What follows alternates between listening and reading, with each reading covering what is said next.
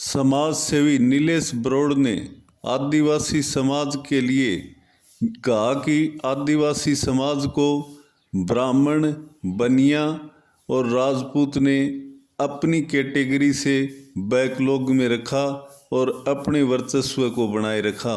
इस प्रकार से हमारे समाज को देश की आज़ादी के समय से लेकर आज तक उपेक्षित समझा गया है और जिसमें तिलक, तराजू और तलवार इनकी उपमा इन जातियों को दी गई और इन्होंने ही अपने क्षेत्र के अंदर अधिकार जमा रखा है। इसलिए हमारे क्षेत्र के अंदर जो हमारा अधिकार है उसको हम लेकर रहेंगे।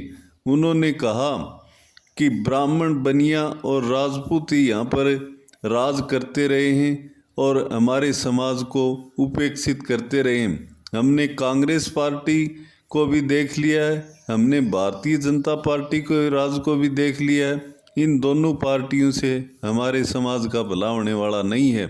इसलिए हमारे समाज का भला करने के लिए, हमारे समाज के उत्थान के लिए हम एक जगह इकट्ठे हुए हैं और हमने भारत आदिवासी पार्टी की स्थापना की है और सभी एकजुट होकर के भारत आदिवासी पार्टी के नेतृत्व में हमारी आवाज़ उठाएंगे, जो कि हमारे आने वाली पीढ़ियों के लिए हम उनके अधिकारों की रक्षा कर सकें। और इसी प्रकार से उन्होंने भारत आदिवासी के ट्राइबल शब्द का अर्थ बताते हुए कहा कि ट्राइबल शब्द है वो टाइगर से बना है। टाइगर का अर्थ चीता या शेर होता है।